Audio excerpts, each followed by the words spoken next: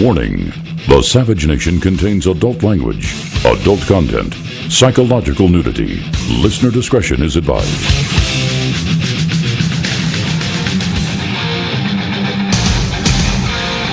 And now, America's most exciting radio talk show, The Savage Nation, home of unprotected thought, borders, language, culture. And here he is, Michael Savage. It is the Savage Nation. This is the biggest case since the Julius and Ethel Rosenberg spying case.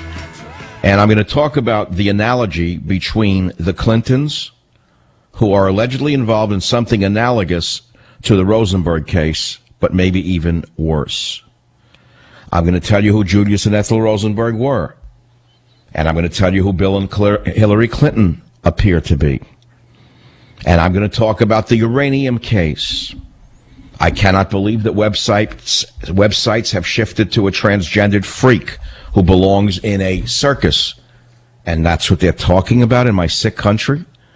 The whole West is sick in the head. You let in radical Muslims and you find out years later that they're plotting to blow someone up? You mean you couldn't figure it out by looking at some of them? In Sardinia, they were sitting there with their big beards, sitting there living off the fat of the land, collecting welfare, having 16 children. And guess what? They were plotting to blow up the Vatican. You wouldn't have thought that, huh? You just wouldn't have thought it because Obama's told you it's the religion of peace. And what have the Republicans done this week? What have they done this week? Why, they lobbied and voted for Obama's Attorney General nominee. A lawless, out-of-control Attorney General is coming that will make Eric Holder look like a Snow White. That's number one. Your Republicans did that. McConnell and the other Republicans fought for amnesty. McConnell and the other Republicans did not stand up for religious freedom. McConnell and the other Republicans pulled the plug on disapproving of the abortion mandate bill. There are many other things that your government did, showing us the trouble we are in because we have an imperial presidency with virtually no government whatsoever. And to prove my point, the day after the disclosure in the New York Times that cash flowed to Bill Clinton in the form of his foundation as the Russians pressed for the control of a uranium company, which is probably the greatest scandal in my lifetime. It's as big as the Julius and Ethel Rosenberg scandal, and I'm going to tell you why I believe there's an analogy. It's bigger than the Teapot Dome scandal, which was nothing compared to this. And it's interesting, when I was in high school, they were telling us about the Teapot Dome scandal. We have a scandal much larger than the Teapot Dome scandal, and perhaps exceeding that of the Rosenberg scandal. And yet we open up the websites and we see Bruce Jenner.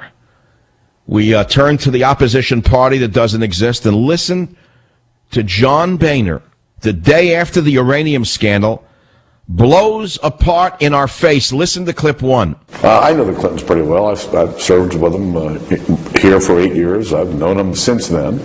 And, they're good public servants. But there are a lot of questions that are being raised. And at some point, they're going to have to answer the questions. They're good people, but there's questions that have to be answered. They're good people? Isn't that what John McCain said about Obama in 2007 during the debates when someone said he's a Muslim and he doesn't love America, and McCain shut her up and said he's a good man? Now you got Boehner saying the Clintons are good people? I mean, you could describe them in many ways. I wouldn't use the word good. I don't think the word good applies. Now, what am I talking about? The Clintons are allegedly involved in something analogous to the Julius and Ethel Rosenberg spying scandal of the 1950s, but some would say it may even be worse. You see, the Rosenbergs stole nuclear secrets and sold them to the Russians. They are American citizens. They conspired to commit espionage, and they passed information about the atomic bomb to the Soviet Union. And they were caught, and they were executed for their crime of treason. That was then, this is now. Now fast forward to 2015. We have a power couple that is not being accused of spying, but of something that may even be worse. Because while the Rosenbergs gave away plans for an atomic bomb, the Clintons gave away the fundamental core of nuclear weapons, which is the uranium ore necessary to manufacture nuclear weapons. And by the way, where did this iron ore, or where does this iron ore from our soil end up? Iran? Does it tie into their campaign against Israel? And by the way, why did Obama encourage the transfer of our uranium mines to this strange company, Uranium One, and selling it off to the Russians? Don't tell me he didn't know about it. Don't tell me Mr. Skinny didn't know about it. You can't put two and two together? Obama's been out to destroy our capacity to own and make nuclear weapons from the day this man could say Karl Marx. And so by eliminating our control over our own resources, meaning uranium ore, he makes us less capable of manufacturing nuclear weapons, but he increases Russia's ability to make nuclear weapons, Iran's ability, North Korea. God knows where the ore is going to wind up. Do you know where it's going to go? You have any idea where it's going to go? This is the greatest scandal of my entire life. And how do we know, by the way, what the Clintons actually did? We don't. That's why there must be a trial. The only way we can tell if their fingers are involved in this, I mean, it sure looks like they benefited from it. He made millions of dollars, Mr. Bill Clinton, off the transfer, according to the New York Times, the right-wing newspaper.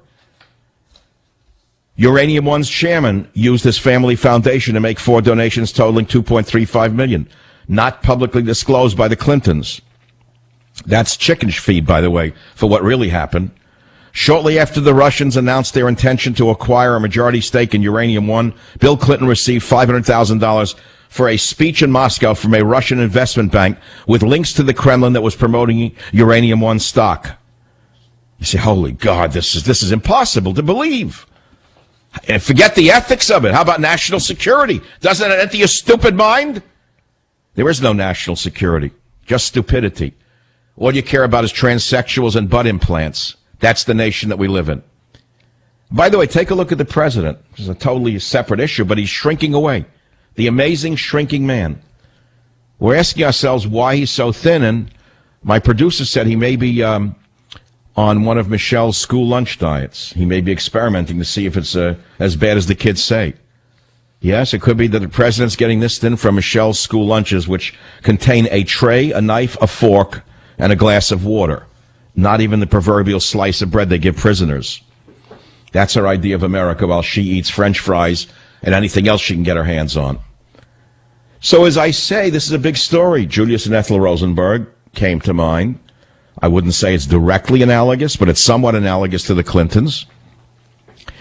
But only a trial will tell us whether or not they had their fingers on the transfer, and whether or not the chairman of our Senate Intelligence Committee and her husband had anything, or let us say any knowledge of this transfer.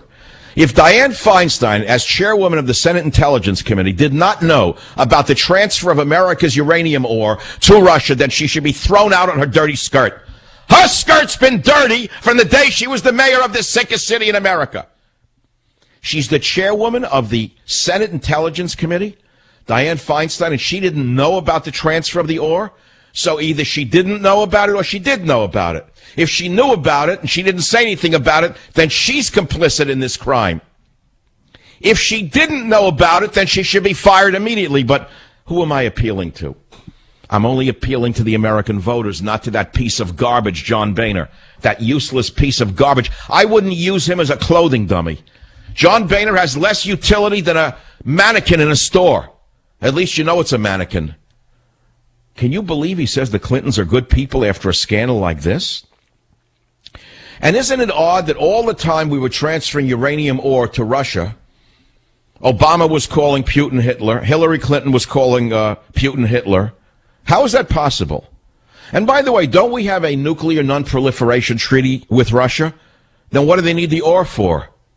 And why would we give it to them?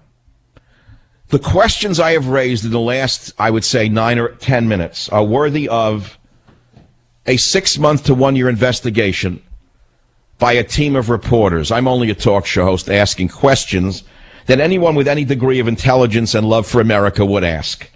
If you care to comment on any of these questions, including who signed off on the transfer of the ore, was Feinstein involved or not, Who else in the government was involved and signed off on it? Because we're going to get into that. We've got some answers for you.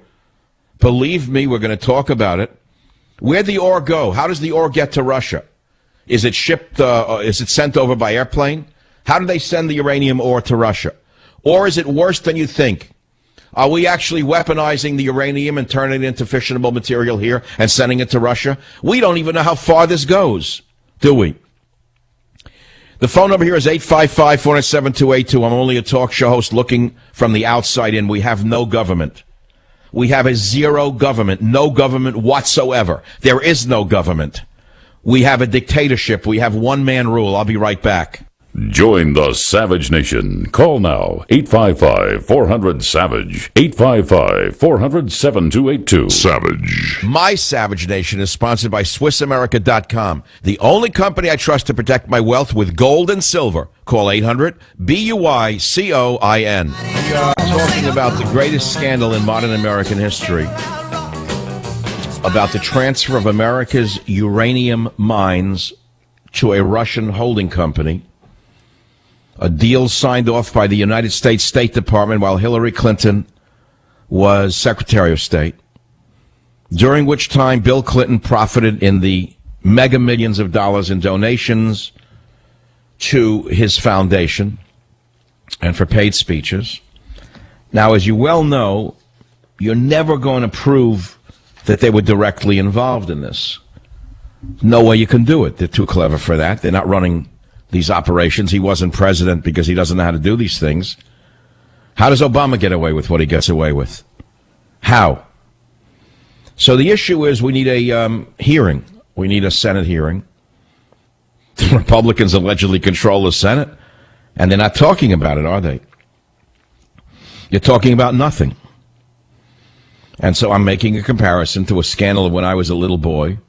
Julius Rosenberg, born to Jewish immigrant parents in New York City, became a leader in the Young Communist League of USA while at City College in New York, a hotbed of communism in those days. Married Ethel Greenglass, joined the Young Communist League where she met Julius in 1936. And these two young communists eventually spied for the Soviet Union. Now, during the trial of the Rosenbergs, there was a lot of hysteria in America by communist fellow travelers, socialists, who said the Rosenbergs were the victims of a surge of hysterical anti-communist feelings in the United States. It was a result of anti-Semitism, you know, the usual stuff. They said that the death sentence handed down to the Rosenbergs was cruel and unusual punishment. There were people then just like there are now. But what you don't know is, in time, the Soviets released the Venona papers, which I read when they were released in the 90s. And the Venona papers, later on released, these were originally hidden papers, guarded. No one even knew what they were. They were released, and they proved beyond a reasonable doubt that they were actual spies. You hear? And you have to understand that there were grand jury transcripts and whatnot, which proved beyond a reasonable doubt that this pack of anti-American vermin deserved to be executed. Remember, in 1995, the results of the Venona decryption project were released by the U.S. government. And among these was a Soviet intelligence cable of September 21, 1944, from New York Station to Moscow Center, which read in part, liberal, that was a code word, recommended the wife of his brother, Ruth Greenglass. She is 21 years old, a townswoman. Gorzanka, a gymnast, since 1942. Liberal and his wife recommend her. Ruth learned that her husband is now working at the enormous plant in Santa Fe, New Mexico. You see, he was working at Los Alamos, this piece of garbage. He worked for the U.S. Signals Corps. And liberal was a code name for the spy Julius Rosenberg. And former member of the Young Communist League, it was not to be unexpected that he would spy for the Soviet Union. So they were executed for their crime, and it turned out that although they were communist fellow travelers, progressivists in their time who said it was anti-Semitism, victims of the McCarthy era, no, they were actual spies who gave the Soviets the ability to build a nuclear weapon. At the trial, it all came out. It's a big story. You should read it. It's an amazing story. It's been written many different times. So what does it have to do with today?